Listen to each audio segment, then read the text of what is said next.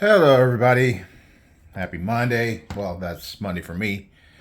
I don't know when you're watching it, but it's Monday, and that means because we're rolling into Blade Show West with the Faulkner 5, that means we're switching from number 3, the Kung Fu Pulsar, to the MSI from Microtech. Biggest knife in the Faulkner 5 this time.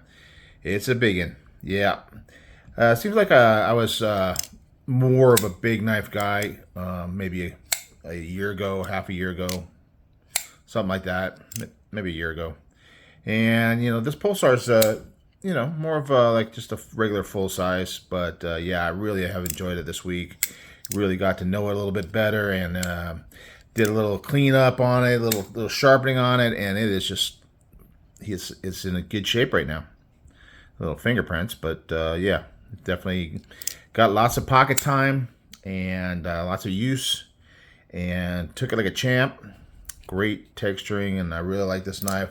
But we're moving on. We're moving on because there's only like a 2.5 week wait for Blade Show West, which I'm very excited about. That means we got this knife and the next one coming up, and I'm really excited about the last one. Kind of saved it for last. I'm excited about that knife, but I haven't carried it as much as it deserves. And that's probably true about any of my knives, especially my better knives. Maybe some of my budget ones, not so much. That category of really should be carried a lot. This MSI, especially after I put on these OG scales, they are looking real sweet. I mean, because they had the was it FRN, GFN, something like that, scales on it before, and they weren't bad. But yeah, this really blinged it out. I am not so much a bling guy, but every once in a while, I like a variety of stuff. So I like to throw these guys in, and that milling on there is just so very cool. And even just something I noticed today, because I was carrying this one and I kind of carry both of them, but I noticed this little micro milling. You got this big milling here, but in this little chamfered area around here that makes it easier to hold onto. It's almost like a finger groove, but it doesn't actually go in. It just chamfers in. So it does give you that grip without actually sinking in. So it is kind of a neutral handle, but it does give you that little extra. But anyway, there's like a little bit of micro milling right in there. And it's kind of, you got to catch the light just right, and maybe a little bit of focus would help. But it's in there. It's just in there. It's subtle, but those little subtle things are very cool. We got the ram lock this time, so we're moving from the crossbar, whatever Kung Fu calls their crossbar lock, to a ram lock, which is a crossbar lock as well, but certainly has a different spring, and you can see it right there. So yeah, we're gonna, as we've been doing this time, we're gonna go over like all the specs of the knife as best I can. I'm not that guy that goes specs on every knife, so I'm trying to do my best on it. Let's measure the whole length of this thing, because it's a big long one. Got the old-fashioned ruler here. Look at that. So I'm looking at like 8 3/4 of an inch overall length. That is giving you, since we do have a finger choil up here, and it's not necessarily a full finger choil, but it's big enough because you do have that flat here, because there is no flipper tab. That means that you're a little shorter on the blade cutting edge. We are just a little over, we're about 3 3/8, let's say, 3 3/8. So that's pretty good. And the blade length itself, I'd say slightly over 3 1/4. So what are we going to call that? 3 and what's the next 16th after? It'd be 12 16ths, 13 16ths, something like that. It gets real hard to do the math in your head, especially doing a video. It's like walking and chewing gum at the same time. Maybe 3 and 7/8. Let's just call it that because it's a little easier. Anyway, so you got that. The height Now it's kind of tapering down. So it's, I know they say the sheep's foot is like, would be parallel, and the ram's foot would be getting thicker. So is this a lamb's foot getting more narrow towards the front? Is that what it is? You know, there's all those different rules, and I never was much of a rule follower. Actually, I kind of am, but just the memory of those stats is a little bit difficult for me. But yeah, so it tapers down, and so back here we're talking about over an inch, about inch and 3/16, and right here before it goes down into its to the point, it's about 3/4 of an inch, 3/4. So there's definitely a tapering. Not so much here. Oh, he has a swedge on top, and you kind of see that the black coating of that two-tone is following. So you have that horizontal grind lines on the part that's not coated, and then you got swedge up here. I guess they call it satin, and then the swedge with the coating, and the primary bevel with the coating, and then of course you get, you know, that steel look on the secondary bevel. And it's a pretty good edge, cutting a little bit. You know, I was kind of pre-cut with it a little bit just to see how it's going to do. And so far it's doing good. So we'll see by the time we get to the cut test how it goes through all the materials. We went over the handle, which is really cool, but the length of it is overall about 5 inches inner grip, because we do have this little inside here. So there's two different grips, obviously. There's the forward grip, and that's, you know, we don't even have to measure that. That's got plenty of room. I don't think there's like a hand that's too big. Maybe there is. What was that, Andre the Giant, the old wrestler? But the inner grip here is about 3 3/4, I'd say, if you really wanted to get picky about when it starts to radius up into the back. But that's plenty, because 3.5 is gonna fit me. And if you throw in that extra 1/4 inch, then yeah, there's not gonna be any problem. Little bit of jimping up here, little bit of thumb ramp. I could feel it kind of ramping up a little bit. Not too grabby. It's more like bumps, like speed bumps. I don't know what bees would say for that, whether it could thunk, but it's not like a full-on, and it's certainly not sharp, but it'll definitely give you grip. This handle is really giving me great grip. I have no problem, no issues with holding onto this knife. Other than this little injury that I have, that's like, man, don't cut yourself on the tip of your finger. I mean, for a couple weeks it was this one, and now it's this one. And even because it's the pinky, you think it's out of the way, but it's like when you're holding, especially a big knife, you're holding the knife, and sometimes you're trying to actuate it, and you kind of get that pinky in here, and it's you're feeling it. You're feeling it. Let's look over the clip. This clip's got this little double dip thing, Microtech thing, I guess. Big old screws there. But it is also sticking up way up. It's such a big knife that it's down low in your hand, so you really don't feel the back end of that knife, of the clip, at all. It's a deep carry, but like I said, it's got big old monster,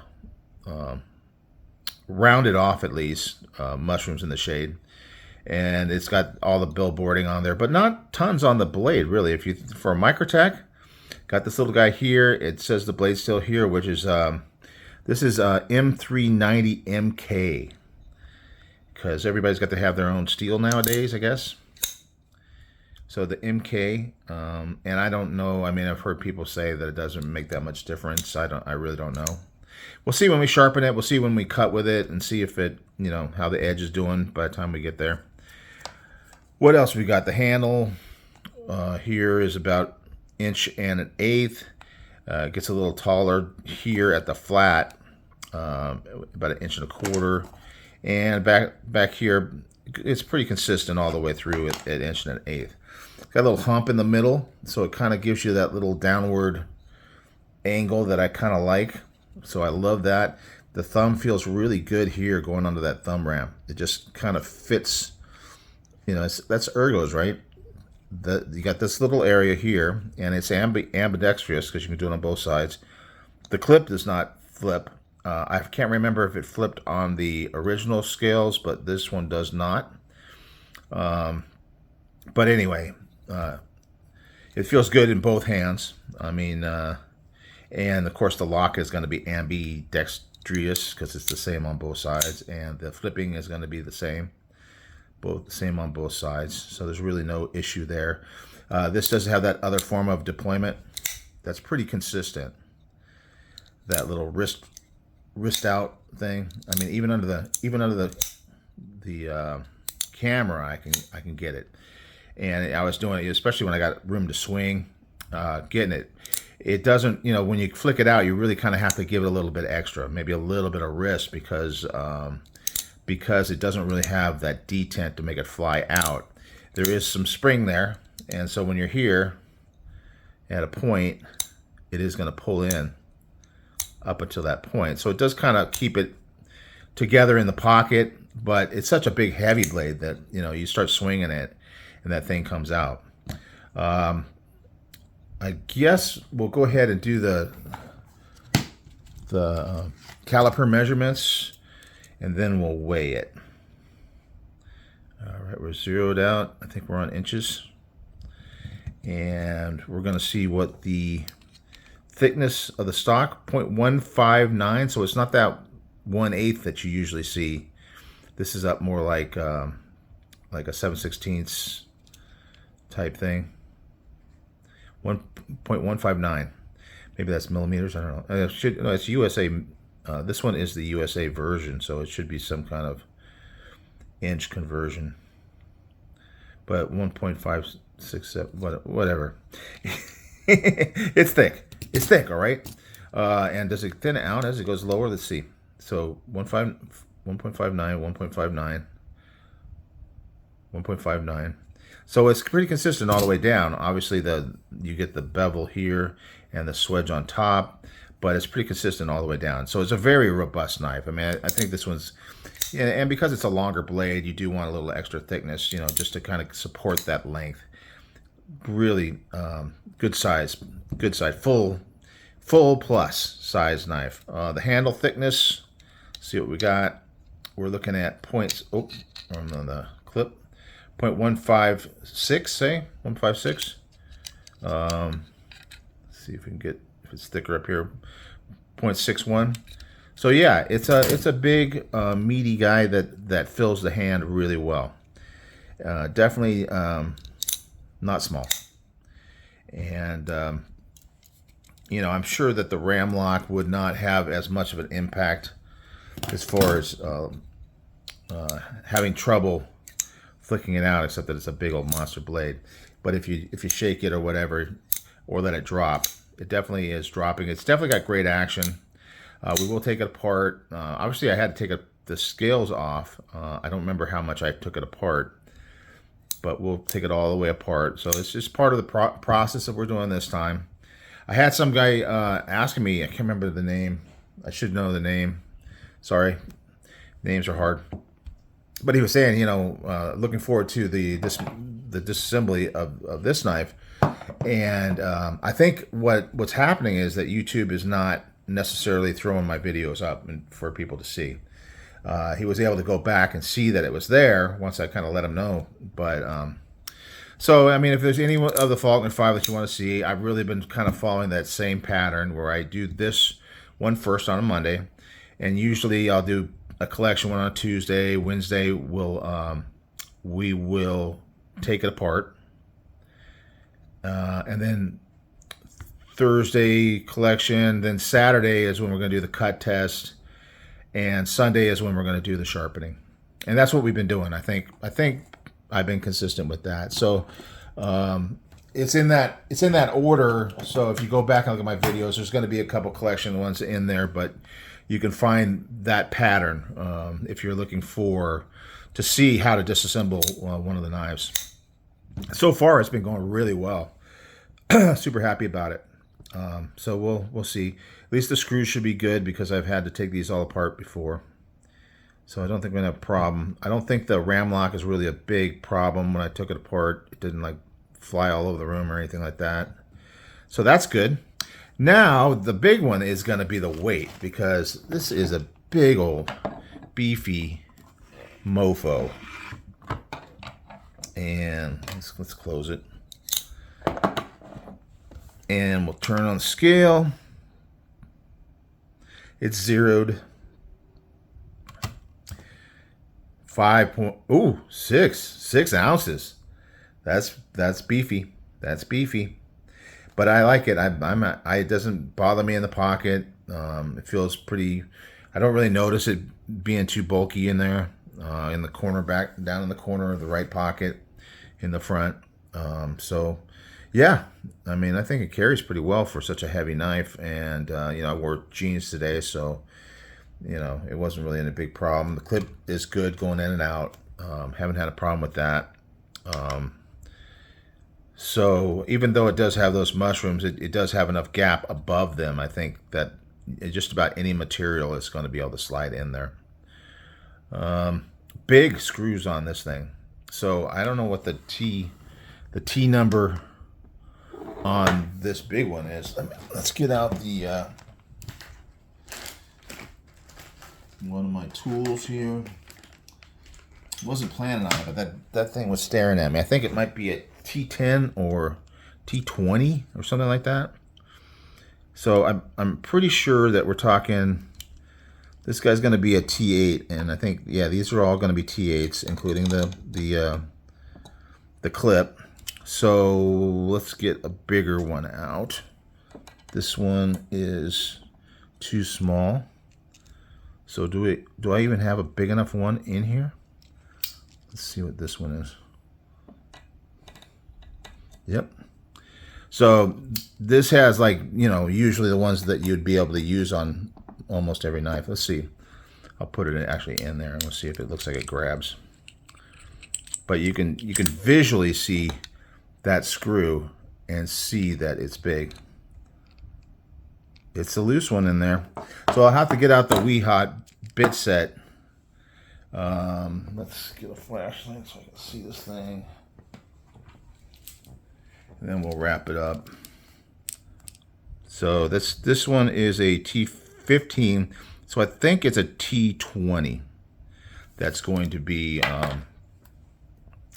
needed to get that pivot out. And I definitely have them. It's just like you don't use them that often, so don't necessarily have them just sitting out available on the table.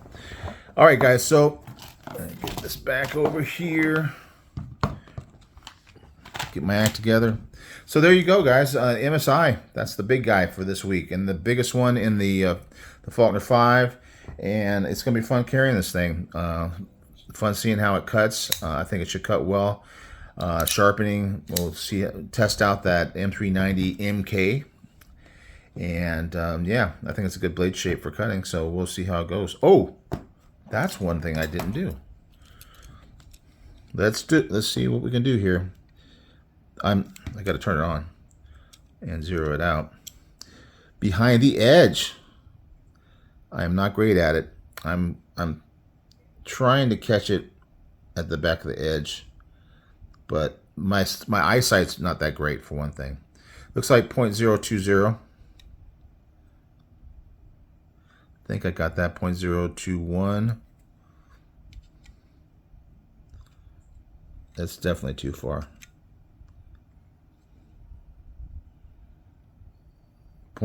So maybe 0.019 up here. So yeah, it's not the thinnest, but this is kind of a big beefy knife, so it doesn't feel like the thinnest, and it does get pretty thick pretty fast. So that'll be interesting to see how it's going to cut. It's got a good tip on it for utility for sure. So anyway, almost forgot. Glad I didn't. All right, enough talking. Thanks for watching. We'll get into it this week. Rolling on down, counting it down, or counting it up. Faulkner 4, Faulkner 5 next week, and then we'll be just talking about Blade Show. It's been bad enough already, right? How much I talk about it. Just wait until it's like right around the corner. All right, you guys take care, and I will see you on the next one. Bye.